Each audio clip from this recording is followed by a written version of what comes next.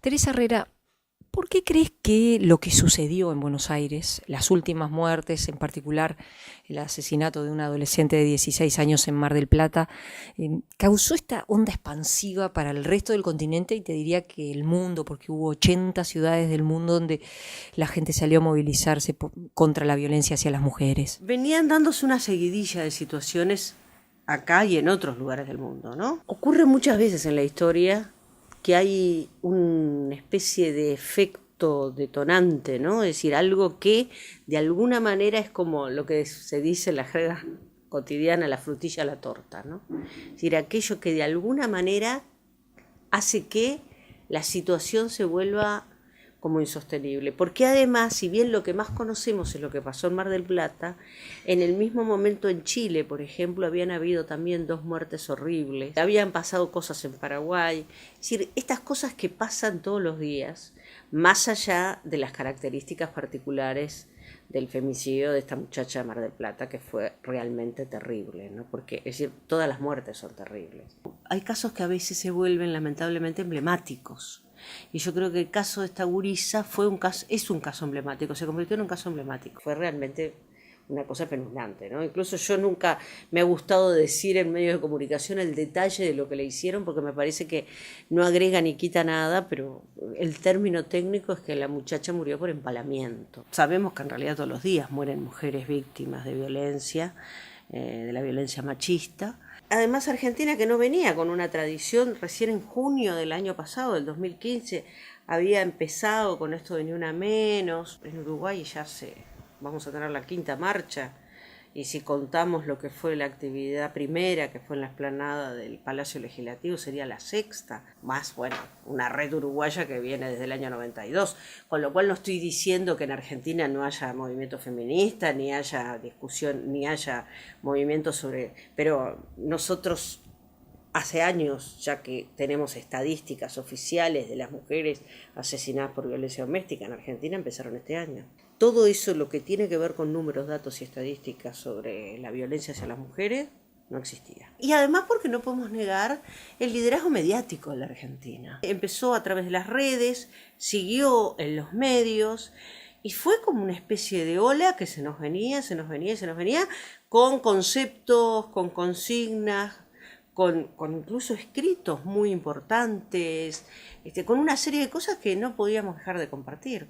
Y eso que acá no fue tan unánime como en Argentina. En Argentina todas las mujeres de todos los canales de televisión estaban vestidas de negro, hasta los varones. Acá hubo mujeres y varones que en algunos canales se vistieron de negro también. Lo que tuvo ese miércoles, yo creo que ese miércoles fue un paso positivo. Todos y todas empezaron a hablar del tema, no pudieron negar ya más la existencia, que esto es un problema público y que esto es algo que nos interpela a todos y a todas. Lo que tuvo también de bueno fue una serie de escritos que empezaron a circular, que trascendieron el tema de que ni una menos, ni vivas nos queremos, que son todas consignas importantísimas, pero trascendieron y empezaron a explicar los micromachismos, empezaron a explicar todas las situaciones que vivimos las mujeres en la vida cotidiana.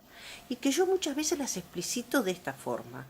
Un hombre cuando sale a la calle no se siente preocupado por su riesgo de vida. A ver, sí, las rapiñas nos pueden, ¿no?, a todos. Pero nosotras las mujeres, lamentablemente, desde que tenemos memoria, salimos siempre a la calle con miedo de que nos toquen el traste, con miedo de que nos aprieten en el ómnibus, con miedo de que pasasen una obra en construcción y te digan barbaridades, con miedo... Es decir, el cuerpo de las mujeres siempre está en riesgo, siempre.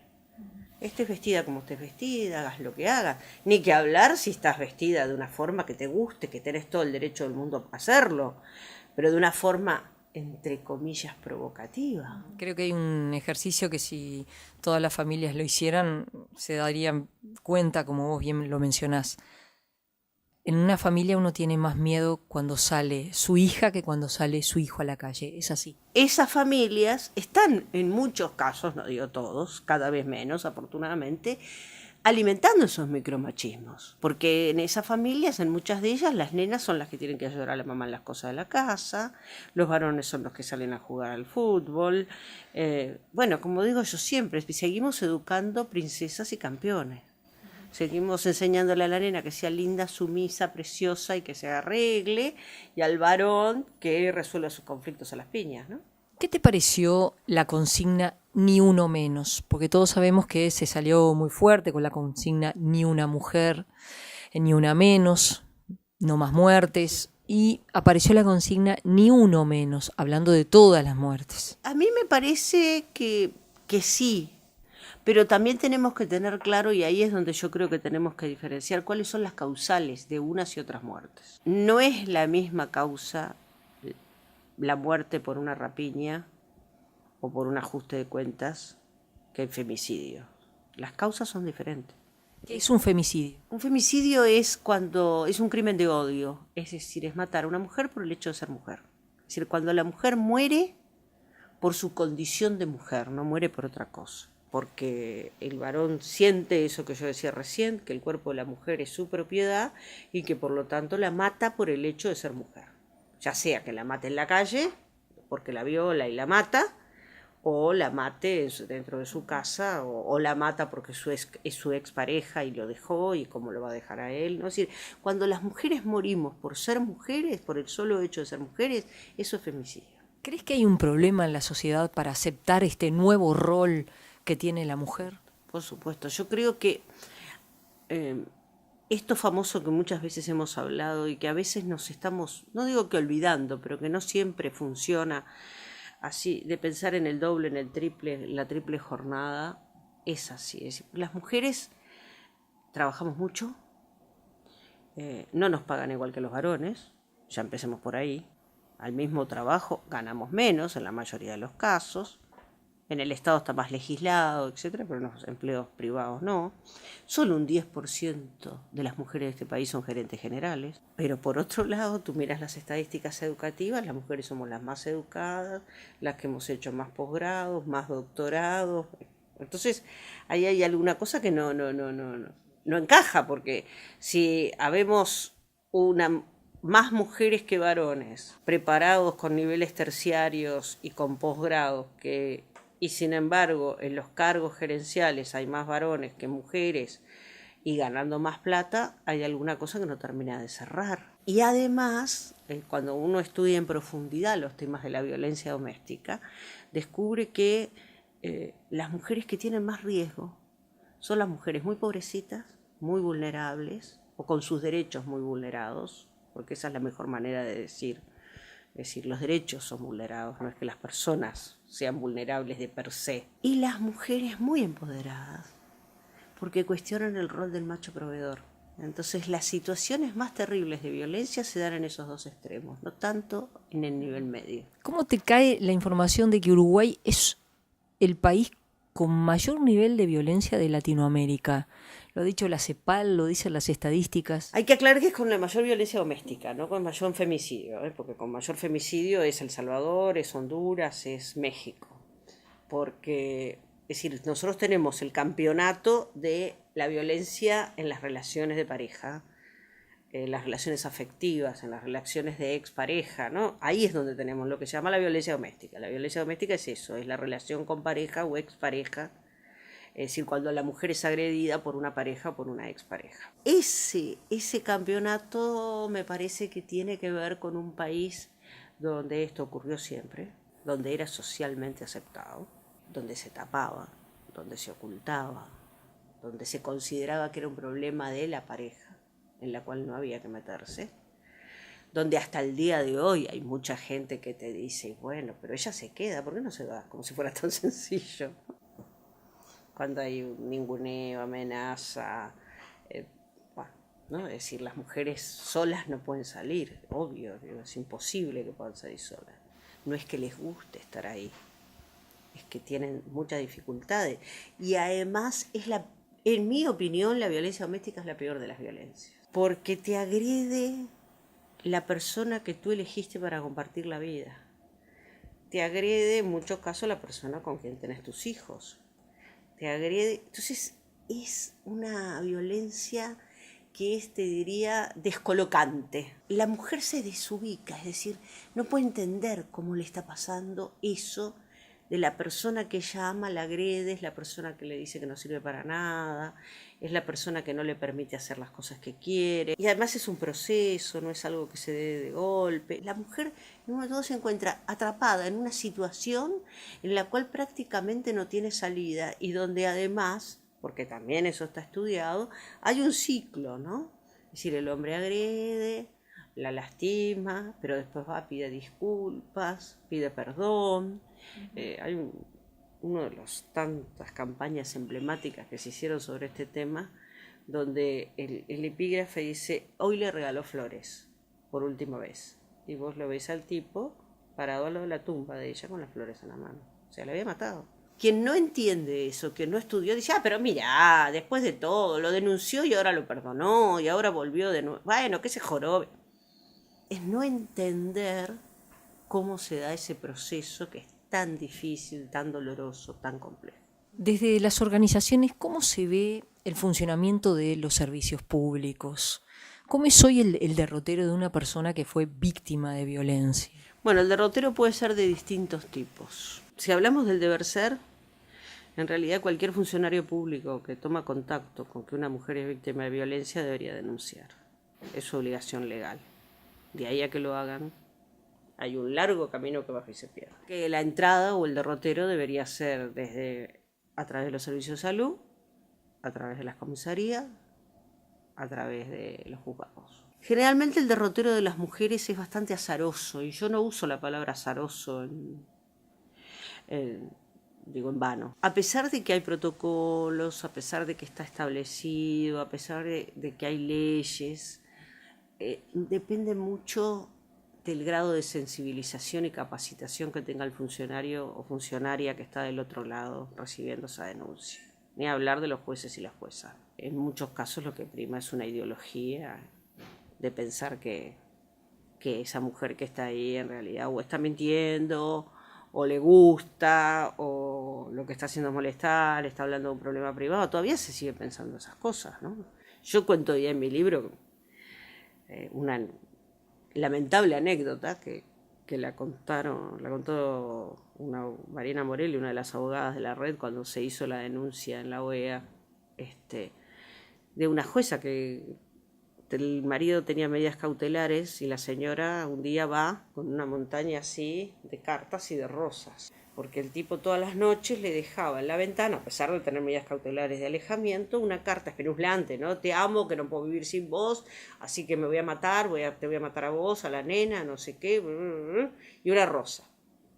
Entonces ella va y le muestra a la jueza, le dice, mire, me está pasando esto, de noche él transgrede la medida cautelar y va.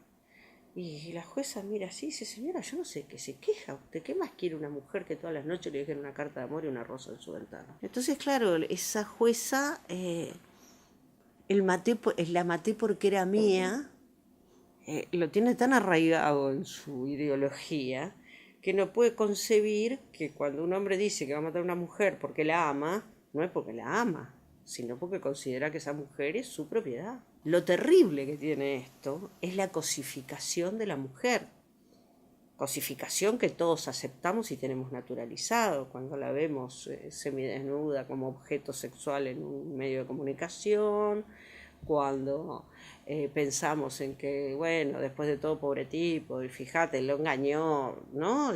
Esas justificaciones las seguimos escuchando hoy en día. El caso de Mar del Plata, una de las cosas que más indignó fue que tú leías en algunos lugares de las redes donde decían que en realidad esa chiquilina de 16 años, ¿qué hacía con estos señores? Como culpabilizando a la víctima. Entonces, digo, esas ideologías siguen. Necesitamos un gran cambio cultural, si no, las mujeres nos vamos a seguir muriendo. Hay que atender a los victimarios, en muchos países esto sucede. Sí, hay que atenderlos. Hay que tener una buena tipificación de por qué, porque no todos son iguales. Si bien el el origen de fondo es todo esto que estoy hablando, ¿no? Una relación de poder desigual en nuestra sociedad, un orden de género. Hay distintos tipos de victimarios, además, no todos los victimarios son iguales. Y además porque si queremos hacer una adecuada prevención, hay que intentar cortar estos círculos perversos. Hay varones que han atacado a la primera, a la segunda, a la tercera, a la cuarta, a la quinta, si van, ¿no? Digo, alegremente por el mundo, atacando mujeres, y bueno, hasta que al final algún día la matan, entonces ahí les queda un antecedente más grueso, pero porque además con la forma tan mala que tiene el Poder Judicial, de que son todos expedientes distintos, muchas veces ni siquiera llegan a juntarse. Tenemos por un lado lo que es todo lo que es penal y por el otro lado todo lo que es familia especializada. Entonces me parece que hay como que hacer un largo camino en eso importante de cambio. La ley integral que está planteada en el Parlamento, que duerme el sueño de los justos desde el mes de abril, esa ley, a mi juicio, bueno, y a juicio de nuestras organizaciones, sería un paso muy importante. No alcanza, con una ley no alcanza. La respuesta institucional tiene que ser sistemática. Hay que poner plata, porque no hay política pública sin dinero. Pero a veces también tenemos que entender que hay que poner plata con eficacia y con eficiencia. ¿Qué es lo que pasa con esta ley integral? ¿Por qué sigue allí? Y porque probablemente no hay voluntad política ni comprensión para esto. Es decir, esa ley está buscando de alguna manera prevenir y sancionar aspectos de violencia de género y generaciones, ¿no? Los dos temas siempre vienen muy juntitos. Por ejemplo, nosotras hemos insistido mucho y lamentablemente los hechos nos han dado la razón, que no es cierto que el famoso cuento, parte de los mitos urbanos sobre este tema, y no tan urbanos, mitos en general, que un tipo es violento con su esposa pero es tan buen padre. Entonces nosotros ese mito lo decimos que no es así. La ley integral prevé que por lo menos cuando hay violencia hacia la mujer haya al menos un periodo de evaluación de 3 meses de un equipo interdisciplinario que vea si ese hombre está en condiciones de reunirse con esos niños, de qué forma, todo lo demás, porque si no, son como mundos separados. Es decir, hay un tema de medida cautelar con la esposa, pero el señor tiene régimen de visita. Y lamentablemente los hechos nos han dado la razón.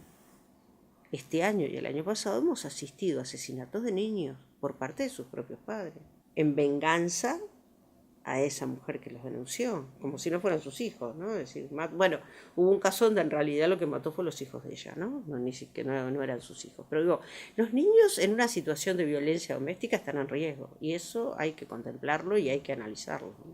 ¿La policía, su actuación? Creo que ha mejorado muchísimo, creo que hay muchísimo por hacer todavía, pero creo que ha mejorado muchísimo. Las unidades especializadas en violencia doméstica han sido un paso importante. La división de asuntos de género de la policía. Hace 10 años se nos hubiera ocurrido que iba a haber una división de asuntos de género. Arrancamos allá por el año 96 con la primera comisaría de la mujer. Hemos hecho un camino, porque también hay que ver el vaso medio lleno, no solo el vaso medio vacío. Porque incluso muchas veces te dicen, bueno, cada vez hay más. Bueno, no sabemos si cada vez hay más. Sabemos que ahora contamos los fenómenos, que ahora llevamos estadísticas. Cuando hubo ese salto enorme de 15.000 denuncias a 30.000, no es porque hubo más denuncias, sino porque se registraron mejor, porque muchas aparecían en los partes policiales como violencia privada, como lesiones, como enfrentamiento entre personas, no aparecían con la tipificación exacta. Todo eso es un largo proceso de aprendizaje. Recientemente declaraciones de un representante de la Iglesia señalaba que el género no existe y que, bueno, la política de la Iglesia era combatir una nueva agenda de valores. Bueno, yo creo que es ignorar la realidad, porque los seres humanos no solo somos sexuados. El sexo es lo biológico. El género es la forma como se expresa socialmente esa situación biológica. Es no entender la realidad, porque lo biológico, que es igual a lo sexual, es una cosa, pero cómo cada persona y cada sociedad estructura cómo se vive ese lo que es el género. Aún dentro de la homosexualidad hay distintas identidades de género también. Hay homosexuales que mantienen su identidad de género masculina, por ejemplo, y hay homosexuales que mantienen que esa identidad de género se transforma, se traviste o directamente hasta producen cambios biológicos dentro de su propio cuerpo. Es decir, la casuística es enorme. Hay estudios sexológicos que dicen que hay 8 orientaciones sexuales, no 2 o 3. Y me parece que además es entender que la riqueza del ser humano en cuanto a ese tipo de cosas, porque además la gente es mentira que hay una elección. Todavía lamentablemente la ciencia no ha llegado a descubrir, digo lamentablemente porque es un tema muy apasionante, no lamentablemente porque lamente las distintas orientaciones, todo lo contrario. Lo único que, claro, la ciencia todavía no ha logrado descubrir por qué alguien se orienta hacia un lugar, por qué alguien se orienta hacia otro, porque cada uno de nosotros sentimos las cosas de acuerdo como vienen de adentro, por decirlo de alguna forma. Y eso es una compleja mezcla entre lo biológico, lo innato, lo adquirido. A mí me parece que penalizar o pensar que eso es perverso, lo único perverso es el abuso sexual infantil. Eso sí es perversidad. Y en eso la Iglesia tiene bastante todavía que arrepentirse y que poner sobre la mesa. Relaciones sexuales entre adultos consensuadas, son perfectamente legítimas. Lo que no es legítimo, insisto, es el abuso hacia los niños, niñas y adolescentes. Gracias.